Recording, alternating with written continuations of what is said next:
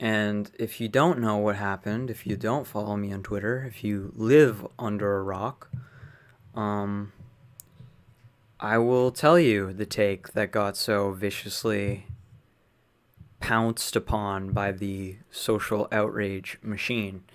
And of course, that was the fact that I saw someone tweet one of these big woke uh leftist, quote unquote leftist accounts, tweeted something about how ADHD will still exist under communism. Uh, and so I naturally, me reading that, if you know anything about my theoretical perspectives and my belief system, which I will elaborate on more during this podcast, you might be able to tell that when reading that, I would have a lot to say about that. But one thing that just immediately jumped out in my mind when I read that was the fact that I remember from a podcast that I listened to, not unlike the one that you're consuming right now, listening to this, someone talking about how the term ADHD, the literal like term and the associated identity, which is what I'm talking about in my response to this tweet, brief as it was, and as unwittingly controversial as it was that the term ADHD, the territory, was invented by the literal company that advertises the drug or the drugs that are used to treat ADHD symptoms. It wasn't coined by the medical professionals. It was literally coined by corporations. I wasn't able to find the specific info, but it's kind of irrelevant because that wasn't the point, the broader, bigger point beneath what I said. And what I said was that ADHD was literally invented by advertising corporations, not knowing that people would take this to mean that I was saying that the experience and symptoms that we interpret as ADHD aren't real, because that's not what I was saying at all. That's ridiculous to claim. That's literally like insane to say. So I don't understand why people were so ready to take it that way, because there literally wasn't an inkling in my mind that people would take it that way. Because I know my followers, even though obviously way more people ended up stumbling across this tweet than the people who follow my Twitter account. And I know that they know my perspectives about mental illness and so on. Like, I know that they know that. So I didn't anticipate that people would take this in an ableist, discriminatory way, but they did. And they're literally reading into my tweet the intention to be offensive, when I didn't even have an inkling in my mind that people would take it in that way. I had no clue, no idea that would happen. Zero anticipation for that. Because that's not even a thought that I would have. Like, in the way that I think about things, the invalidation of other people's lived experiences is not part of it. Like, I don't think that way. So it's insane that you have these people on Twitter who are literally telling me, this is what you meant when you said this. As if they know that. As if they can tell that. This eye of moral judgment. It claims complete authority over you. It acts like it knows what's in your head. It's totally a manifestation of the worst of our society. These moralistic cliques of online social outrage machines. It's totally a manifestation of like the worst punitive instincts that our society implants into us. But these people wouldn't even know that. These people wouldn't even have the tools to be able to analyze the situation to that extent. They have no analysis. And it got clearer and clearer to me as the day went on that that's what was happening. It was a moral outrage thing. It wasn't like I said earlier, like it wasn't like a good faith engagement in ideas, and it wasn't a theoretical argument either. It was a moral outrage, emotional reaction. And I would say reactionary reaction.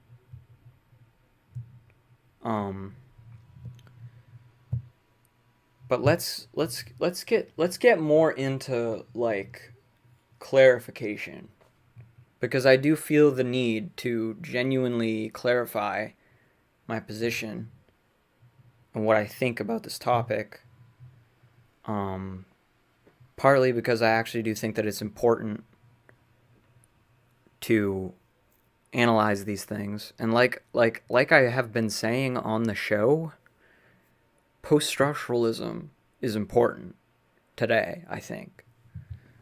And moralism is not good today.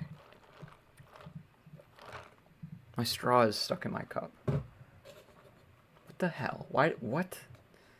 I should just like take the cap off of this. This is insane. Hold on a second.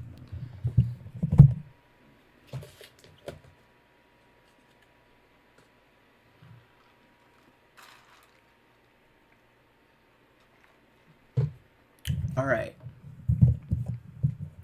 So what was I saying? Because I don't want to start with what I wasn't saying, because like I feel like I should put forward my positive claims first. Because I feel like if I just say a bunch of things that I wasn't saying, then it's like you still don't know what I was saying. So you still would have room to like accuse me of saying something that I wasn't saying. So what was I saying there? What I was saying was that, again, the identity, the territorialized, artificially constructed identity of ADHD, and the medical category, the diagnosis themselves, are inventions. That's what I was saying.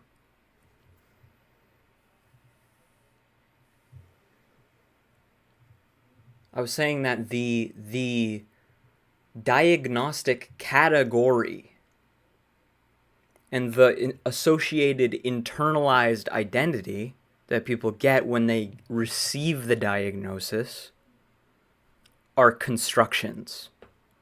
They are constructions. They are not essential realities.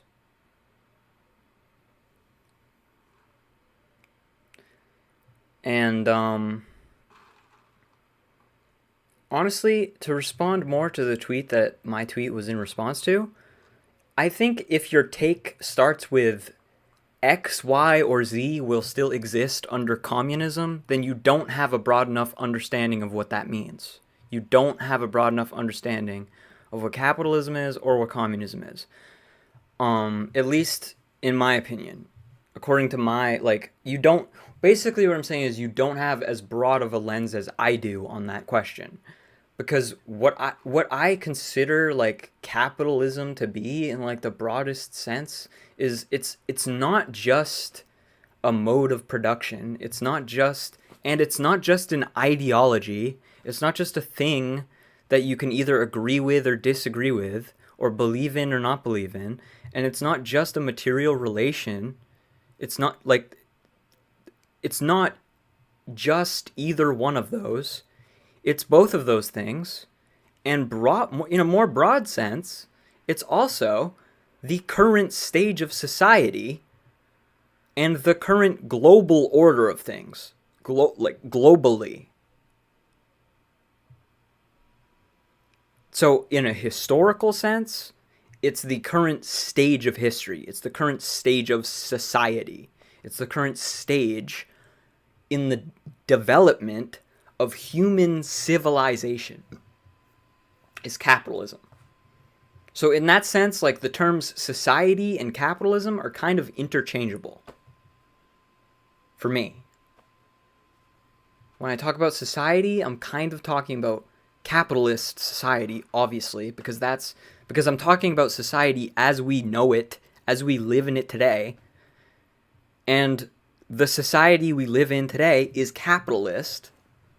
So I'm talking about capitalism when I talk about society. And when I talk about capitalism, I'm talking about society as well. Because it's not just an ideology, it's not just a material mode of production, it's both and more.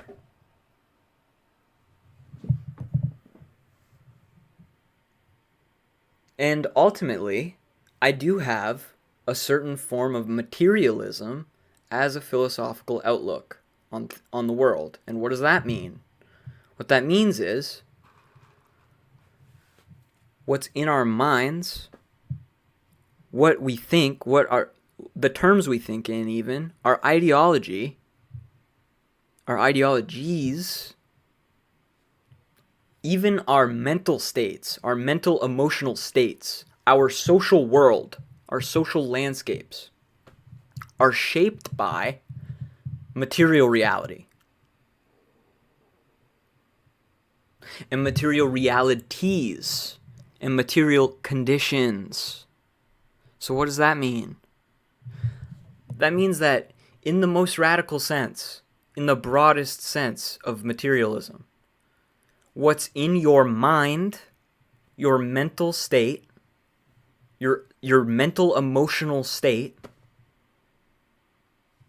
is a reflection, a symptom of the way society is. And what you think is shaped by what happens to you. Not only that, but the ways we think, the terms we think in, the very values that we think we believe in, and that we do genuinely believe in, and the ways that we think the world works are also influenced by the world around us. And I think that's kind of intuitive on some level. At least to me, when I first discovered those concepts, it just makes sense.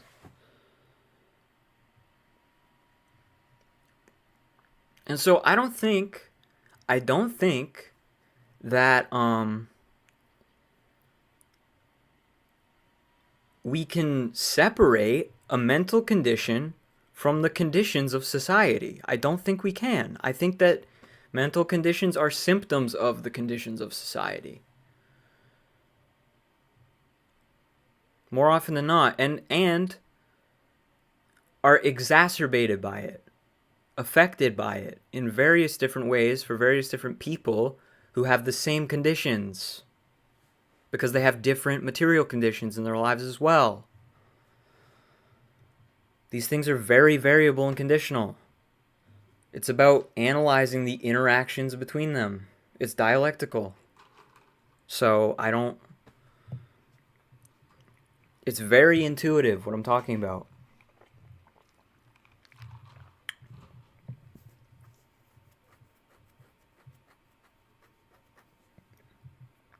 And I also want to respond to some of the arguments that people were offering, because there was a little bit of that. Bad faith as it might have been, there were people who were actually making an effort to argue with my position, even if they didn't understand it. So I will respond to those arguments. But I want to go more into detail here because I really want to make my position clear to everyone so that everyone knows that I'm not trying to invalidate your lived experiences. I'm trying to analyze them. I'm trying to come up with a model for explaining them.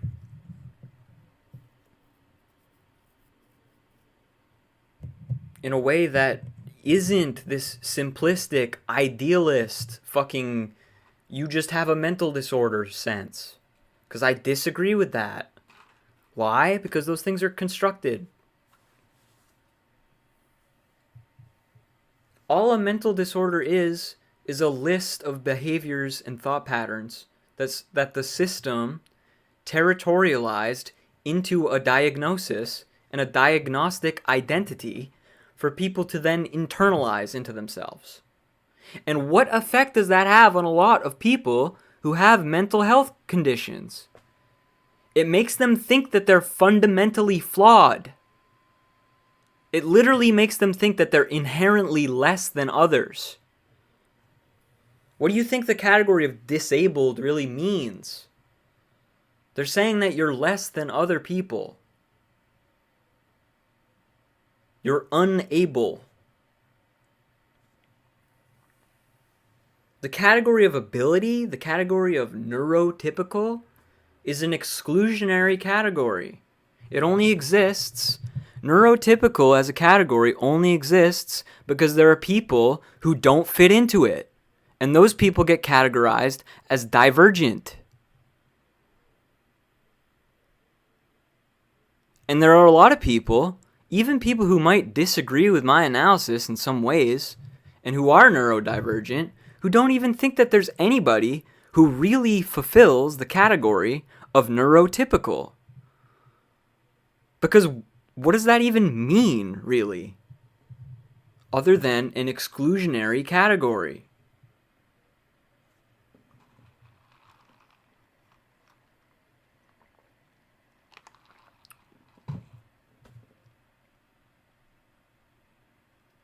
And I'm sorry, but if you don't think that one's mental condition is, in part at least, a result of their material conditions, then you're not a materialist. Like, you just aren't. And if you don't think that capitalism influences and basically can be explained as the material conditions of our society, then you're not a socialist either. Like, if you disagree with my points here, you either have to agree with one of the two of those statements. And if you agree with the first one, you're not a materialist. And if you agree with the second one, you're not a socialist.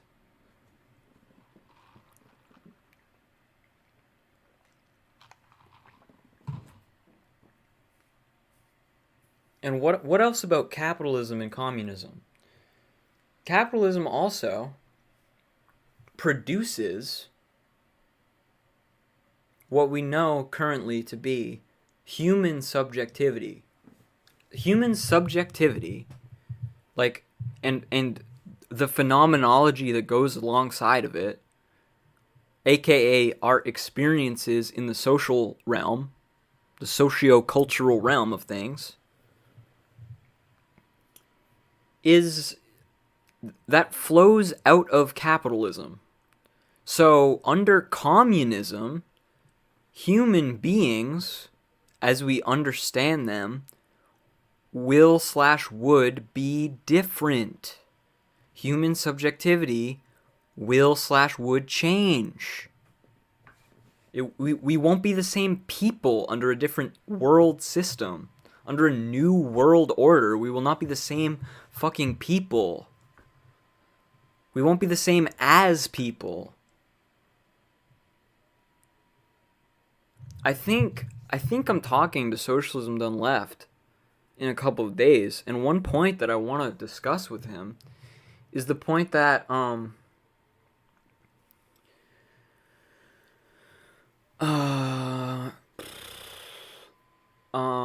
God, I'm losing my. What was I talking about? Oh yes, the point that I don't believe. It seems like he believes that the way that people are produces the way that society is, which is a very idealist, kind of antithetical to socialism position to have. And of course, I think that really what it is more is the way that we are as people and the way we understand ourselves as people, the way we think about the concept of human nature, is heavily influenced by the way society is, not the other way around. Even though it might be a feedback loop, it might feed into it on some levels, because there are individual people who have the belief system and value system and human subjectivity of capitalism. They are very much capitalists in that sense, who then reinforce it. That does happen. At the end of the day, no individual has control to define what society is on the level that they would then be able to define themselves. You know what I mean? Like, it's... I really want to go into that, because when I listened to him talk to Zoomer Nation, it really seemed like he was just, like, taking this capitalist realist lane and deciding that if, like, basically saying that the reason why we don't have a charitable society or a communal society is because people aren't charitable and communal, when what I would say to that is the reason why you look at your graphs and see that people aren't charitable and communal is because we live in a society that doesn't value those things and discourages those values. Why do you think these incentive structures exist? He was talking about incentive structures. Why does he think they exist? What effects does he think that they have? He doesn't have a good analysis of these things because the guy only has graphs. You can only look at data. There's no theoretical analysis to add to the data and decide what the data means, what the data can actually tell us. So stay tuned for that conversation, because I think that's going to be very interesting. But I want to go back to the ADHD thing. Because I do think there's sort of two layers to my position here.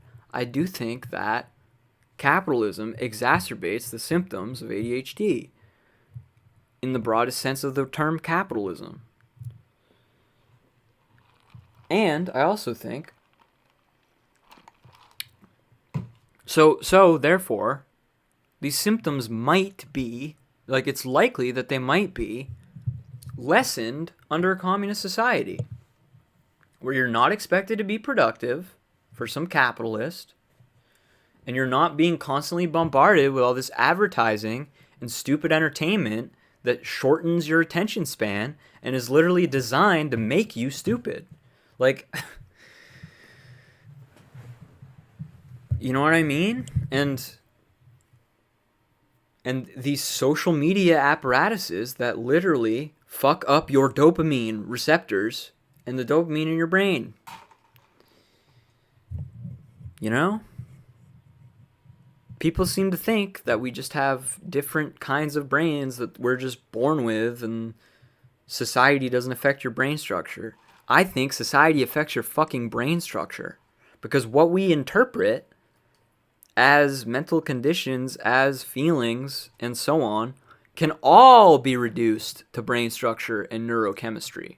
All of them. Not just mental illnesses, quote unquote. All of them can be. The trick is determining and analyzing where those chemical reactions come from phenomenologically, on the level of the world, on the socio-cultural level. What do you experience that then changes your brain structure to then change your experience? You see what I mean? It's not just fucking brain chemistry. You can't be a physicalist and fucking reduce everything to physical brain chemistry and matter. That doesn't help you at all. That makes you stuck. That puts you in a bad place of analysis, first of all, where you have no choice but to think of yourself as inherently flawed. But I don't believe in inherent flaw. Why? Because a flaw is a relational position. It's not some objective thing. Because you might have a brain chemistry or a mental condition, a mental emotional condition that makes you more dysfunctional for capitalism, then you're probably going to get branded mentally ill. And you shouldn't, my perspective is you shouldn't take this to mean that you're fundamentally dysfunctional. Because what do you mean by function? And like all these people in my mentions talking about how like, oh, I can't even, it makes me impossible to function, blah, blah, blah. But it's like, okay, but you haven't even begun to question what you mean by function and why you even value functioning in the first place. Like, there's no depth of analysis in these people's like worldviews, but yet they call themselves leftists. Like, it's really frustrating to me to deal with.